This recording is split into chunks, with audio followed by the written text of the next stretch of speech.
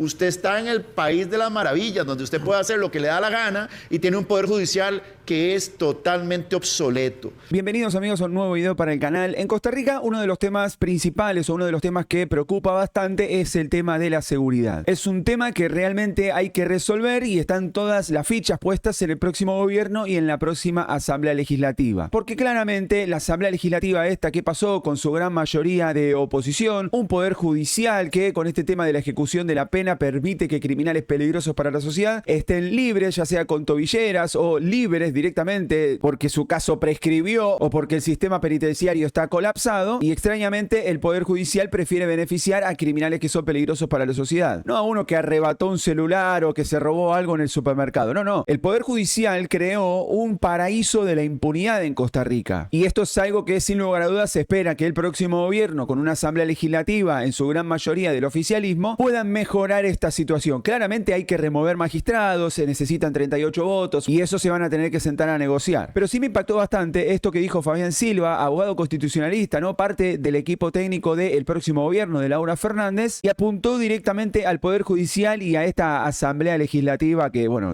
va a pasar a la historia como la peor, me parece. El culpable de la inseguridad en Costa Rica es principalmente, el gran culpable es del Poder Judicial, por los niveles de impunidad que don Juan Diego acaba de comentar. El gran culpable es el Poder Legislativo, al estar secuestrado por una horda de populistas, una horda de analfabetos políticos que no tienen la visión de lo que exige el pueblo de Costa Rica, es llevar a la Asamblea Legislativa a verdaderos estadistas que puedan identificar todos estos problemas que se han señalado y presentar una respuesta efectiva a la inseguridad. Ahora, la inseguridad, gran parte es culpa del Poder Judicial, pero la inseguridad, ¿cómo cree usted que va a estar asociada a un fenómeno también tremendo, que es la impunidad? Entonces, usted tiene un agente de seguridad pública que captura a un caco, un delincuente, un violador o un asesino, lo lleva a la justicia y un juez lo deja en libertad en menos de una hora. ¿Qué cree que es el mensaje que usted le está dando a los delincuentes? Usted está en el país de las maravillas, donde usted puede hacer lo que le da la gana y tiene un poder judicial que es totalmente obsoleto. Es muy claro lo que dice acá Fabián Silva. ¿Por qué? Porque no es culpa del Ejecutivo cuando vos ves que la policía captura al criminal, en muchos casos con pedidos de captura o en muchos casos siendo recapturados por esto que les comento, ¿no? Y que comentan básicamente todo el mundo que tiene dos dedos de frente, que encuentran un beneficio dentro de la ley y son liberados y siguen cometiendo delitos una y otra vez. En la conferencia de prensa pasada había mostrado el caso de uno que había sido capturado unas 75 veces. Creo que se cae de maduro que la responsabilidad no es del Poder Ejecutivo, es directamente del Poder Judicial y de una Asamblea Legislativa que no propone o no aprueba proyectos de mano dura. Y a esto quiero referirme. ¿Por qué? Porque hay algunos que dicen mano dura y se van a violar los derechos de los presos y tal. No, vos querés dar abrazos a los que dan balazos, listo, hacé lo que vos quieras. Pero hay una propuesta muy interesante que la dijo acá Fabián Silva también en este medio de comunicación, y es una propuesta muy similar a lo que es en El Salvador, amigos, donde prisioneros trabajan para resarcir el daño a la sociedad, ¿sí? Y también trabajan para poder reducir sus días de condena. Vean, por ejemplo, estos muchachos que ven de acá de remera amarilla, en el caso de El Salvador, algunos son del Ministerio de Obras Públicas, pero también utilizan remeras amarillas presos en fase de confianza, ¿no? Del plan cero ocio. Ven, por ejemplo, acá este muchacho donde dice Dirección General de Centros Penales, acá donde dice 2 escuelas por día. Bueno, algunos, como digo, hay una combinación, ¿no? Usan remera amarilla los del MOPT, Ministerio de Obras Públicas, y también los del plan cero ocio. Pero vean cómo prisioneros en el caso de El Salvador pueden trabajar con este tipo de herramientas. Acá estamos viendo la página que propuso el gobierno del presidente Nayib Bukele de 2 escuelas por día. Pueden ingresar también tranquilamente ustedes y pueden ver cómo en este caso son hasta el momento publicadas 564 escuelas. No quiere decir que solamente se estén interviniendo 564, están publicando 2 por día. Es decir, son más de 1000 escuelas, son escuelas públicas, eso aclarar también, que se están interviniendo con mano de obra de prisioneros, de reos en fase de confianza, y es esta propuesta que dio Fabián Silva, parte del equipo técnico de Laura Fernández. Es decir, no es una opinión aislada de un abogado constitucionalista, es decir, una palabra valiosa, sino que tiene mucho peso porque es parte del equipo técnico del próximo gobierno. Y viendo el caso de El Salvador, es algo que realmente se puede hacer, pero claramente se necesita un poder judicial que trabaje en beneficio de la población, una asamblea legislativa también patriota que trabaje en beneficio de la población para poder lograr esto. Entonces, la seguridad tiene que plantear reformas en donde se exija una justicia no solo pronta y cumplida, sino efectiva. Y que efectivamente cuando usted condena a una persona, va a ir usted a purgar una pena privativa de libertad, y tenemos que, por favor, desmitificar el tema de que si usted asesinó, violó o fue un narcotraficante que causó demasiado daño al pueblo de Costa Rica, usted tiene que ser condenado no solo a una pena privativa de libertad, sino a trabajos forzados, para que usted trabaje en la cárcel, para que usted se mantenga, para que usted pague el costo de estar ahí en la cárcel, y no que se conviertan las cárceles, el sistema carcelario, en la universidad del crimen. Pero inclusive debe tener el sistema la posibilidad de que la persona que ha sido condenada pueda trabajar, y con el dinero que recibe de ese trabajo indemnice a la víctima, pero también con el dinero que recibe pueda mantener a su familia desde la cárcel. ¿Usted sabe cuántos cientos de millones de colones se economizaría el Estado costarricense cuando usted toma aquella mano de obra y se pone a pintar y a construir escuelas, colegios, universidades, hospitales?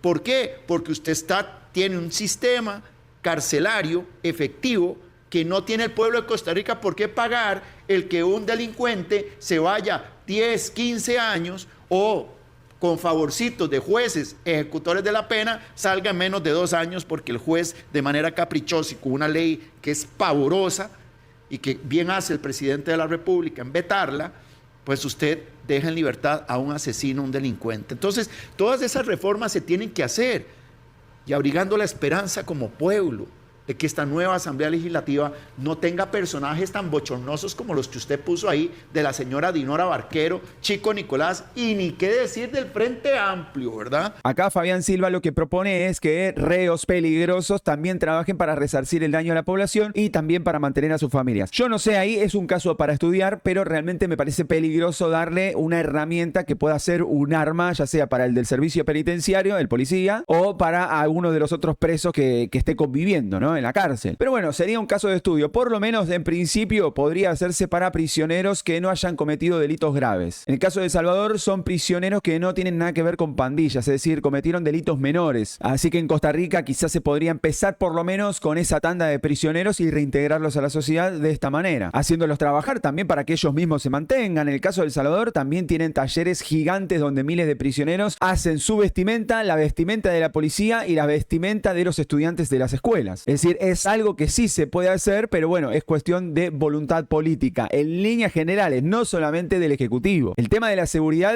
no depende 100% del Ejecutivo, depende de un Poder Judicial y depende de una Asamblea Legislativa, ¿sí? Depende de que todas las instituciones sean patriotas y trabajen en beneficio de la población honrada, y no poner por encima los derechos de los criminales antes que los derechos de la gente honrada que trabaja, que estudia o que quiere vivir en paz sin hacerle daño al prójimo. Es sentido común, pero bueno, en el caso del Frente Amplio creo que sentido común no tiene, porque vea cómo protege a los magistrados. Hay una idea que se plantea desde el próximo gobierno a asumir el 8 de mayo, que es esta remoción de los magistrados que se perpetúan en el poder. Entonces la intención que es que trabajen un lapso de por lo menos 12 años, que rindan cuentas a la población, pero se ve que al Frente Amplio esto mucho no le gustó. Es más, escuchemos a uno de los diputados del Frente Amplio próximo a asumir. Para tener magistrados controlados por el poder político, eso ha sido siempre para que no, José María. Claro, pero puede ser claro. peor. José María. ¿Qué diferencia el Créeme hecho de que hoy? puede ser peor, puede ser peor, puede ser peor. Hay países donde la democracia se ha destruido porque se destruyó la independencia del Poder Judicial y el Ejecutivo controla como títeres a los magistrados, y ahí sí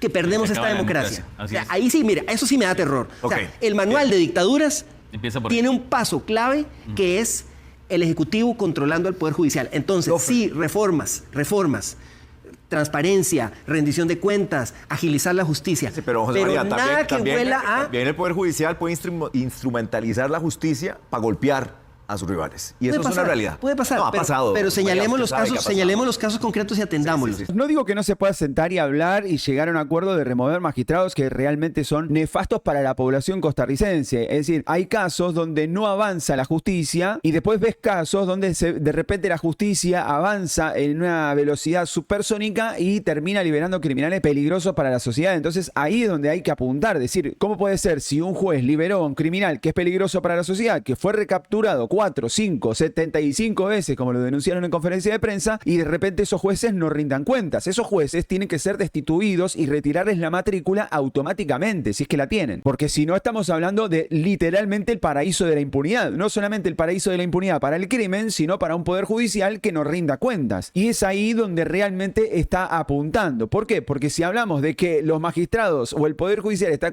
siendo controlado por el poder político, y ahora básicamente también está pasando lo mismo. Pero realmente lo que se busca es mejorar el sistema de justicia, que las víctimas tengan justicia y que los criminales dejen de encontrar beneficios dentro de la ley, o los defensores de estos criminales dejen de encontrar beneficios dentro de la ley para que sean liberados y sigan provocando daños irreversibles a la población. Es cosa de sentido común, pero bueno, acá se ve que todavía el del Frente Amplio sigue de campaña. Me encanta porque incluso hasta el periodista le dice, pero es lo que pasó siempre. Incluso este diputado del Frente Amplio banca la dictadura de Venezuela. Con eso creo que se dice todo. Ahora veamos lo peligroso del Poder Judicial, que creó un paraíso de la impunidad en Costa Rica. El abogado constitucionalista Fabián Silva expuso muy bien acá en este medio de comunicación el ejemplo de México y lo que podría pasar si México o Estados Unidos, junto con el gobierno de México, deciden perseguir o capturar a todos los criminales de los cárteles en el país. Posiblemente puedan pasarse para Guatemala, porque Guatemala también es un paraíso de la impunidad, o posiblemente puedan llegar a Costa Rica. Y lo que propone acá Fabián Silva es poner bases militares. Se infiltró el narcotráfico en todo el estado costarricense. Entonces tenemos que hablar, no tenemos la capacidad. Vea lo que pasó en México.